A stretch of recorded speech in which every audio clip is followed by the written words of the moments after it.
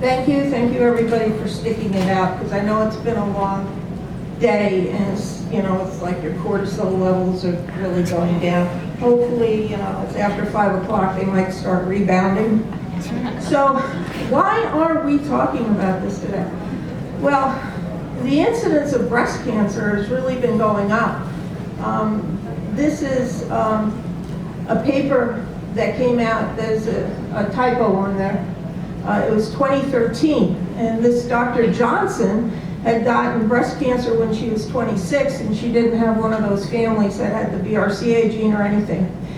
And what this is saying is that between 1976 and 2009, the incidence of metastatic breast cancer in women between 25 and 39 had gone up 2% per year. And she was one of the women affected by that. There's been an even greater increase in the risk of in situ breast cancer. So if you have ductal carcinoma in situ, where the cancer cells still reside within the milk duct and therefore couldn't have spread, it's been 400% increased risk since 1976. So these are my objectives. And the first objective is going to be, what's the biologic basis of all these breast cancer risks? So in general, you can think of breast cancer as being influenced by 3 major things. Either you have a problem with a gene, like you inherited the BRCA gene, or maybe you were unfortunate, got Hodgkin's disease as a teenager, and your chest needed to be radiated, and your breast tissue got radiated, and it damaged some DNA, or maybe you had a virus that damaged your DNA. And the other 2 things are cumulative lifetime exposure to estrogen, and how soon do you differentiate your breast tissue into cancer-resistant breast tissue. But the first one, the mutated gene, only accounts for about 10% of all breast cancer cases. So that means 90% of breast cancer is related to one of these things, or maybe both in combination.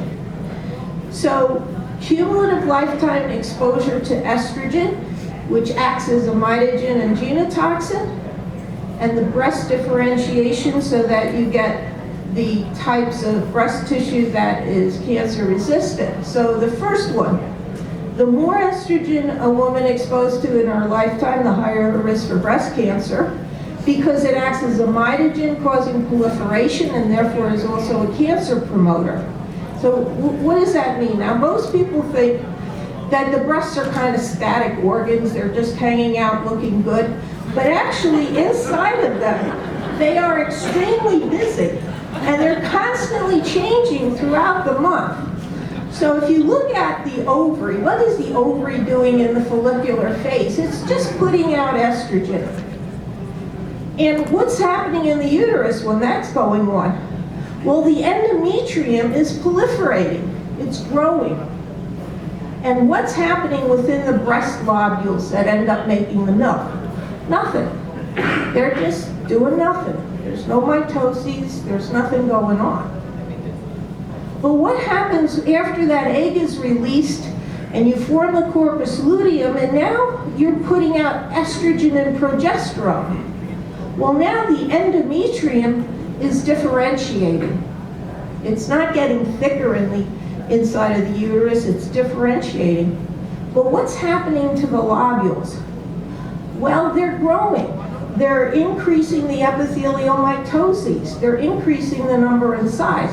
Now that's why your breast gets sore and tender. The stroma, the connective tissue between the glands and the ducts, that really gets edematous. So you can do a biopsy of the breast and know from what it looks like what phase of the menstrual cycle you were in when that happened.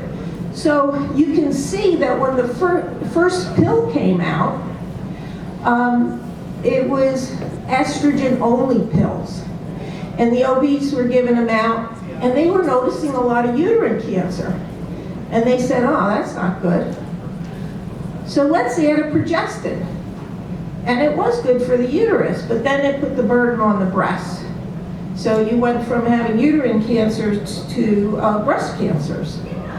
So in 2005, the International Agency on Research on Cancer, which is part of the UN, World Health Organization, put out this monograph, 91. You can Google IARC monograph 91 and get a 400-page PDF file that shows all the evidence for their listing the pill, or estrogen-progestin combination drugs as the pill and hormone replacement therapy, as a carcinogen, as a group 1, which means there's no doubt, there's no wiggle room anymore.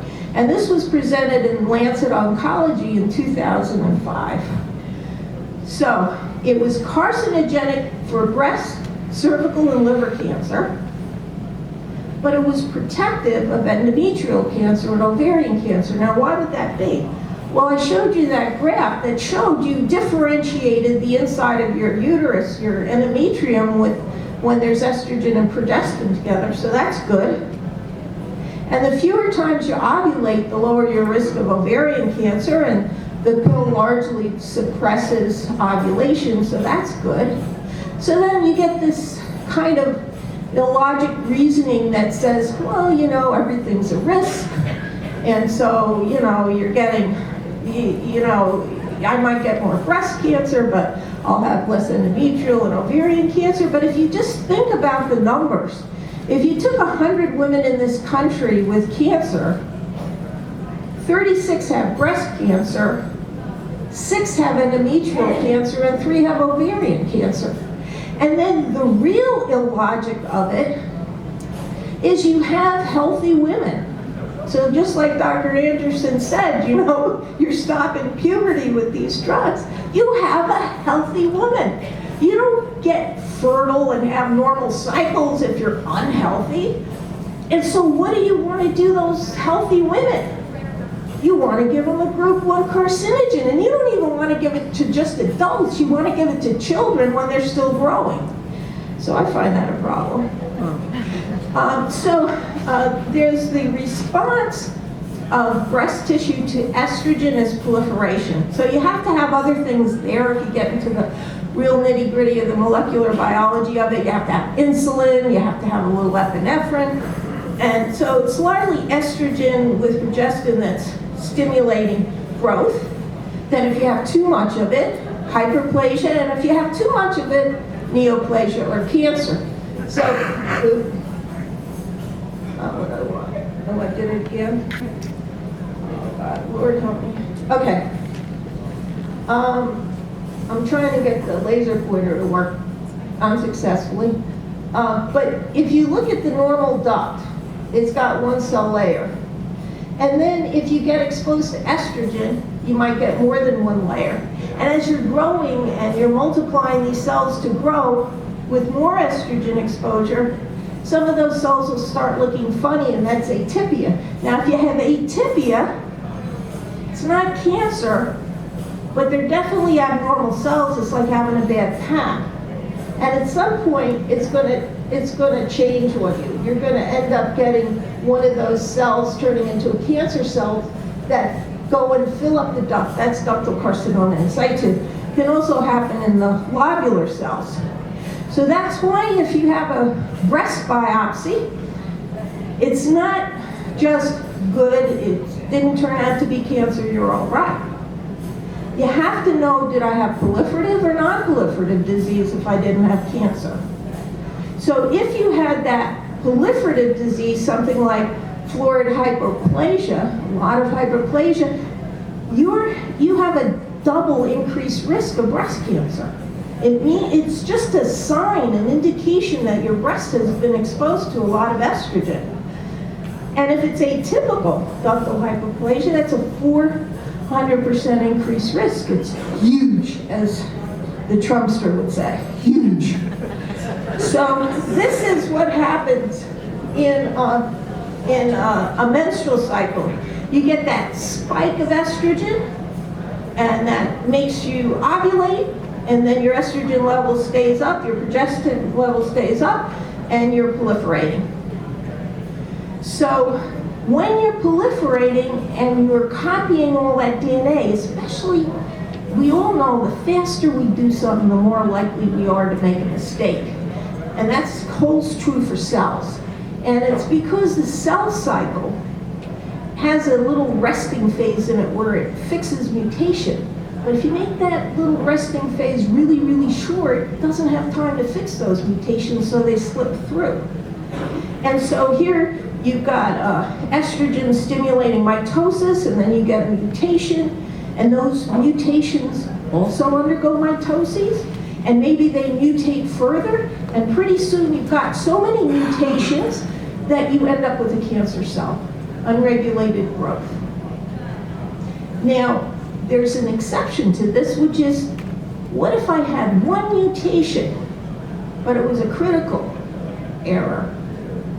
And that would be something like you're copying a sentence, and if you leave out the word the or another preposition, you could make sense of that sentence. That's a little mutation. But what if I left out the word no?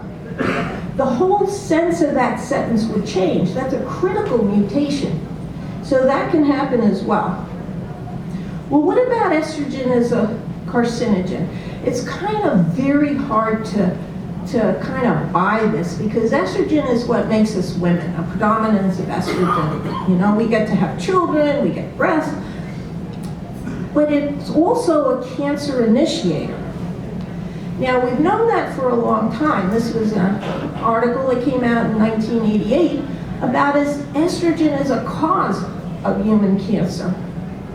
And in 2001, Michelle Medinsky of the National Toxicology Program Advisory Committee responded to this reporter, and the reporter said, you know, you put estrogen on the list of a carcinogen along with wood dust this year. You know, why are you doing that? And she said, they only discuss the benefits, and listing it might force the issue on the table. And that was like the same feeling that David Longfellow had when he wrote Estrogen and DNA Damage, the silent source of breast cancer. He said it's been an uphill battle to convince the mainstream that estrogen initiates cancer by damaging DNA. Well, how does that do that? So Eleanor Rogan of the University of Nebraska wrote this article, and it showed that there were metabolites of estrogens that were direct carcinogens. So you have a ring structure, the estrogen, and you can metabolize it by hydroxylating it in this first step at either the second, fourth, or 16th carbon. If you do it at the second carbon, it's good for you. That's why broccoli is good for you. It tends to make you metabolite estrogen at the second carbon. It forms a weak estrogen metabolite. But if you do it at the 16th, you end up with a metabolite that forms double bonds with the estrogen receptors in the nuclei, and it gloms onto it, and so it stimulates it a lot. It's a strong estrogen. But if you're really unlucky, and you come from a family where you metabolized at the fourth hydrocarbon, it actually forms this thing called 4-hydroxycatechol-estrogen-quinone, which pulls out purine bases, the rungs of the ladder, from the DNA chain. Now, is that clinically significant? And yes, it is.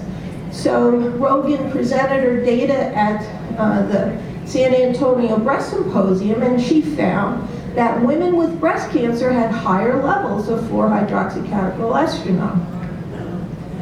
So, as we heard this morning, if you find it in the New England Journal, it must be true, even though 18% of the articles there are like ghost written, you know.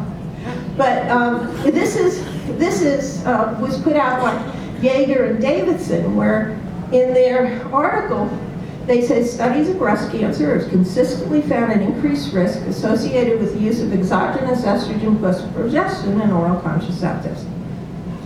And so, in response to this article, in the next journal, when they had letters to the editor, there were people who wrote in and said, oh, you better take that back, and you supported the Marchbank study and said it wasn't true. And so she answered, she said, yeah, that's what I thought, and now I know it is true. All right, so now, what about reproductive risks? You know, we talked about estrogen as being one factor, and what is this thing called breast differentiation? Well, at the end of puberty, you have type 1 and 2 lobules. But if you undergo a full-term pregnancy, after you wean the baby, you've got type 3 lobules. About 85% of them, your breast tissue is type 3. And that's important because the type 3 lobules are fully differentiated now. They used to be the ones that made the milk, fully differentiated, and now they don't have milk in them anymore, so they're called type 3, and those are cancer resistant. So what happens during pregnancy? The late Robin Williams said that as soon as his wife got pregnant, the breast fairy would visit and she would get bigger breasts. So the first half of pregnancy, the first 20 weeks, you double the amount of breast tissue you have in your breast. That's why one of the early signs of pregnancy is sore and tender breasts. But after you make all of this tissue, what are you making? You're making type 1 and 2 lobules. And it's only in the second half of pregnancy, and it's only after 32 weeks, that you have enough of the cancer-resistant type of lobules that give you the protective effects after that tissue gets differentiated. So the breast is made of lobes, the lobes are made of globules, the globules are made of cells. And so type 1 lobules have about 11 of these ductules per lobular unit. The ductules are what become the acini that produce the milk. And type 2 are more mature, they have about 47 per unit, but type 3 has 80. And type 3s with milk in them are type 4s. So if you want to get into the minutia of things, so you had Irma Russo taking her little laser and carving out the nuclei of each of these types of lobules. So she would take a type 1 lobule, carve out the nuclei, suck out the DNA, and perform those tests on it to see what was there. And she found that type 1 lobules had the highest number of estrogen progesterone receptors, the highest rate of cell proliferation, and the shortest doubling time. It was replicating its DNA real quick. And if you look at type 3s, they barely have any estrogen receptors in them. And they're they don't proliferate. So they're very different, not only morphologically, but more importantly, metabolically. So the type 1s eventually mature in type 2s. Then you have a full-term pregnancies. The type 2s become 4s, making the milk, and then after weaning, they regress to type 3. Why is that important? 85% of all breast cancers or ductal cancers arising in the ducts.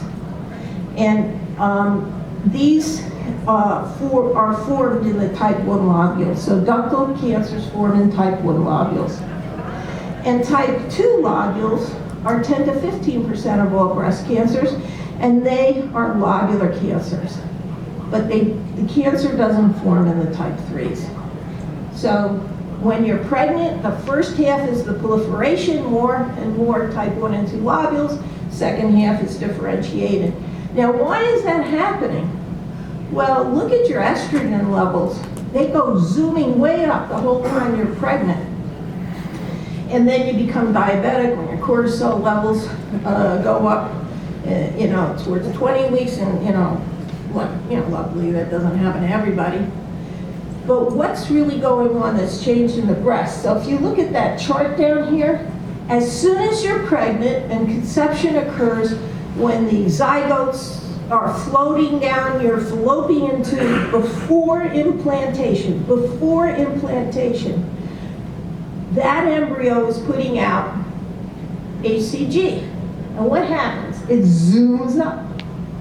And then at about 10 weeks or so, it starts going down again. Well, it's zooming up because it's forcing your ovary to put out more estrogen and progesterone to sustain that pregnancy.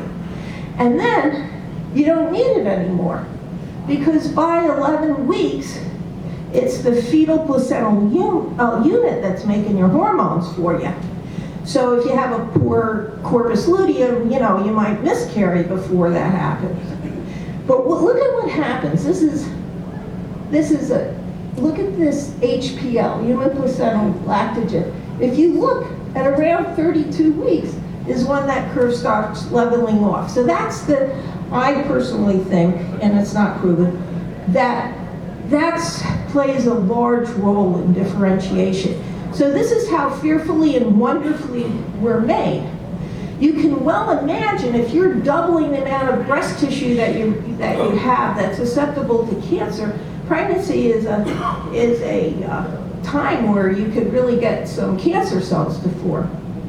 But HCG also tells the mother's ovary, the stroma, to make inhibin. And inhibin is a cancer suppressor protein that helps you fix the mutations. Isn't that nice? So the baby's protecting you.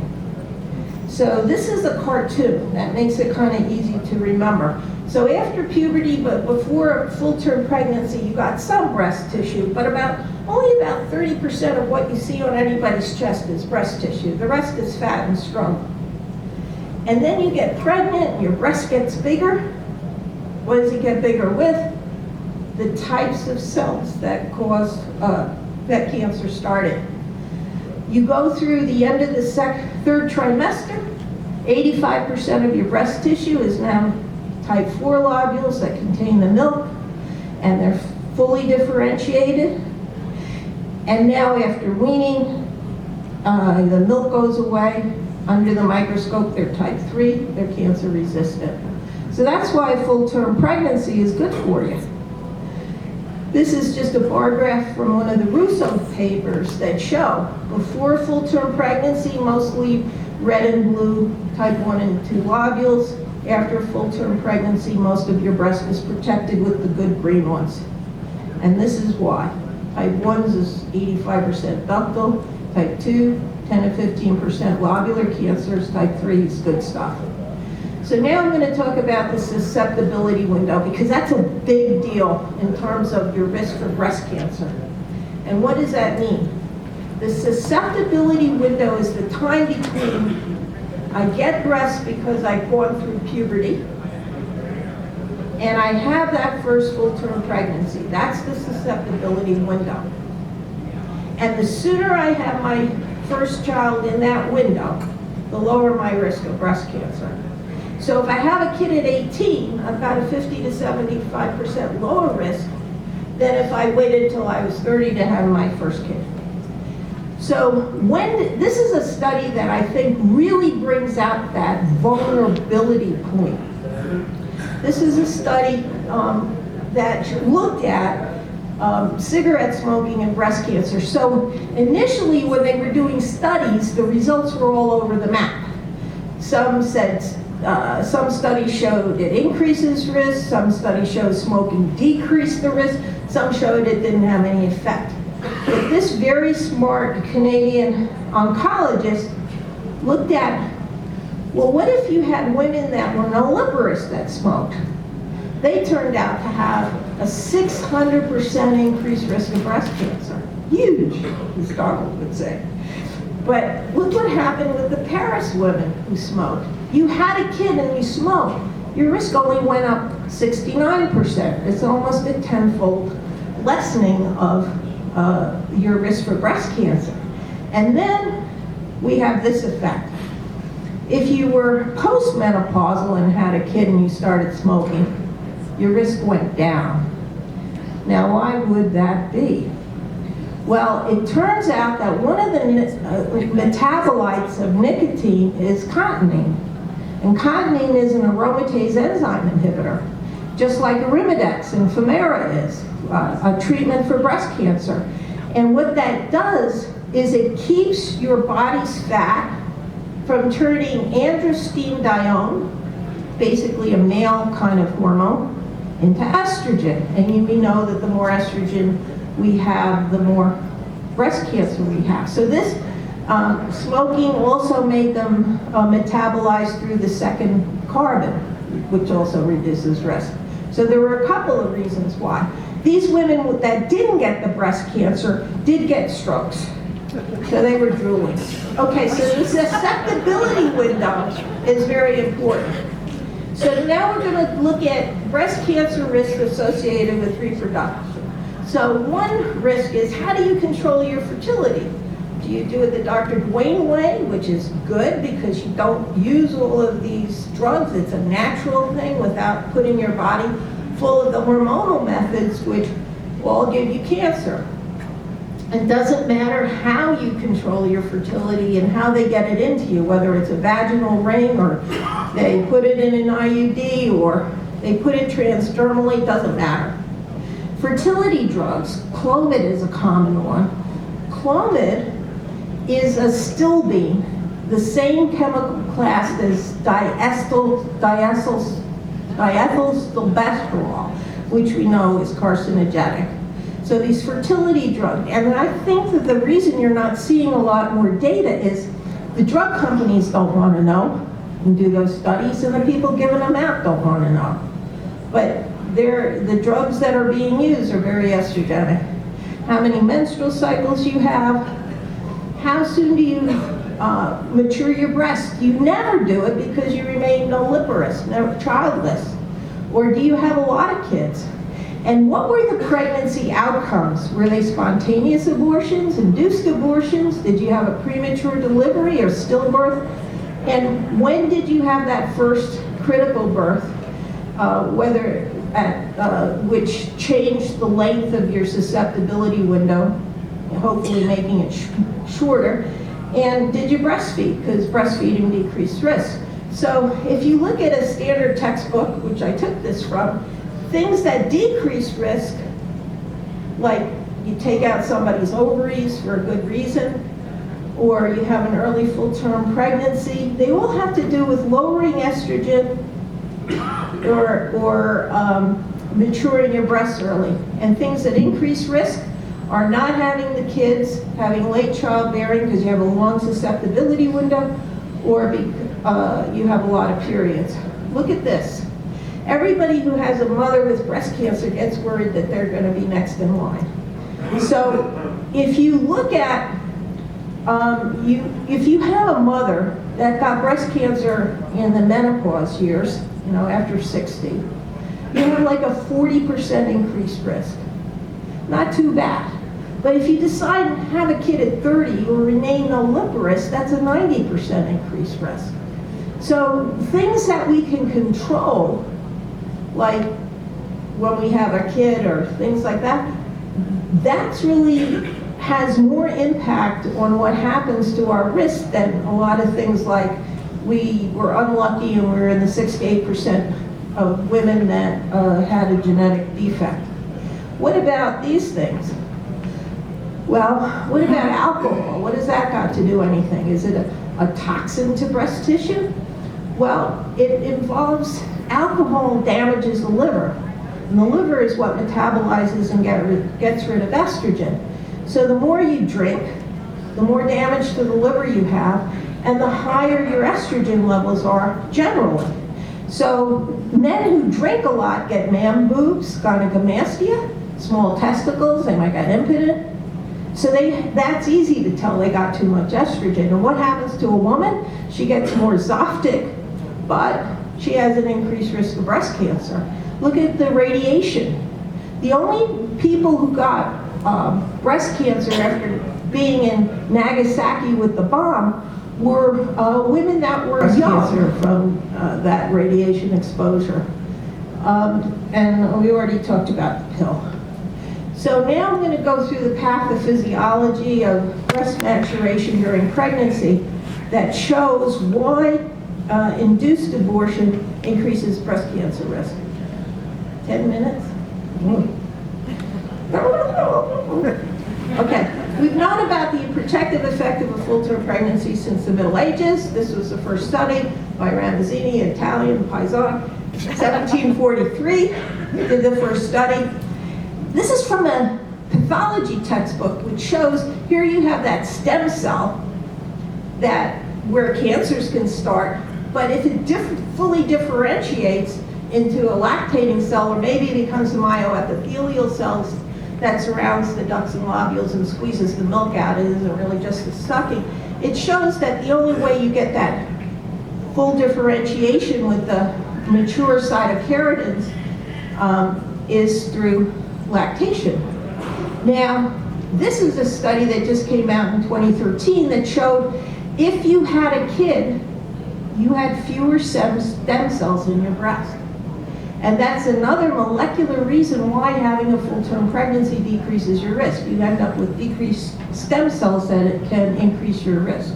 So the Russos, Irma passed away, but did all this work on the new paradigm of how you change the ability of those stem cells to form cancer if you have a pregnancy. And it becomes a stem cell that is good for you instead of bad for you, that makes cancer. I'm not going to go through those stem cell directed therapies because you don't need that. I just wanted to show this because this was from Cornell. It was a PhD that talked about risk factors, and he showed the same thing. You know, I said that having ending your pregnancy before full maturation leaves your breast with more places for cancers to start. And it's just to show that somebody independent and not pro-life that I've heard of put out stuff that was exactly the same. So before and after an induced abortion, you have more places for cancers to start. And you would think that the longer you're pregnant and the more you make this breast tissue, the more of it that you have, the higher your risk, and we actually do find that. What about spontaneous abortions? Well, this is a study that showed women who came into a high-risk clinic spotting and worried about miscarriage found that if they were spotting, but if their estrogen levels were normal along that black line, they did okay. But the women who spontaneously aborted had low estrogen levels. So spontaneous abortions in the first trimester are associated with low estrogen levels. So nothing happens. Women come into your office and say, you know, my period was a little late and now you're telling me I had a miscarriage and I didn't even know I was pregnant because you didn't have the really high levels that made you nauseous, that made your breasts hurt. You didn't have the signs of pregnancy. So the cartoons of these two things, induced and spontaneous abortions, are very different. Spontaneous abortions don't increase risk if they're in the first trimester. However, if they're in the second trimester, the hormonal levels are usually normal in those circumstances and you do have high risk. So pregnancy can be a double-edged sword. People with children, you might think of this, you have this lovely child, and then this happens, and if you notice at the bottom of the second picture, there are these two portals where the aliens get in, and you don't even know if it's your kid anymore, and hopefully they depart by 20. But this is what I mean by a double-edged sword.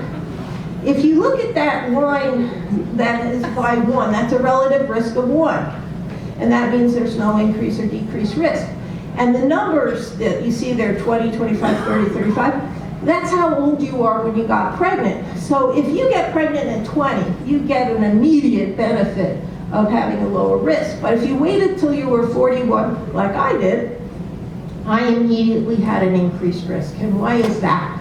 Because when I was in that prolonged state of my susceptibility window, I had lots and lots of breast tissue exposed to carcinogens. I might have smoked, drank, did other things, took a pill, whatever.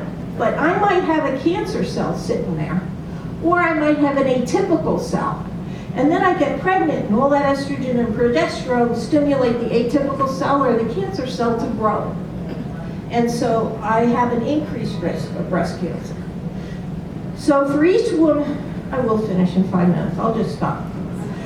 For each year a woman delays her pregnancy after age 20, she increases her risk of premenopausal breast cancer 5% a year and postmenopausal breast cancer 3% per year.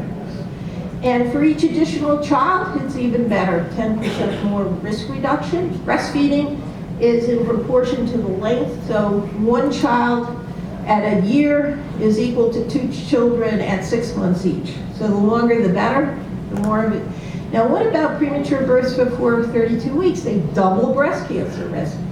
And it's really something amazing that happens, because here you see that if you have a full-term pregnancy at 40 weeks, your relative risk is 1. But the earlier you deliver, you lose some of that benefit. But if you look at the difference between 29 and 31 and 32 to 33, there's a doubling of risk that happens within that week's period. So something magic does happen at 32 weeks. I don't know exactly what it is, but it probably has something to do with HPL. This is the preterm birth that you've heard about. It's overall 12.5%, 17.5% in the Black population. It's in that book. Prior first trimester abortion is an immutable risk for breast cancer. And this is Byron's paper, Induced Abortion and the Risk of Premature Births, showing that the more you have, the more abortions you have, the more likely you are to have a premature birth. Now, why did the NCI, when it had its conference in 2003, say that breast cancer was so not linked with induced abortion we shouldn't study it anymore? They said that. But when it came to premature birth, they said, yeah, it does happen, but it's an epidemiologic gap. We don't know why it happens, but it happens, so we'll study it some more. Well, if they knew why premature delivery, the delivery of a live infant, if they said that increased risk, that's no different physiologically on a mother's breast than the delivery of a dead and dismembered one with an induced abortion. So that's the analogy. Let them explain that. So breast tissue before and after an induced abortion, before and after a preterm birth before 32 weeks is the same. The end.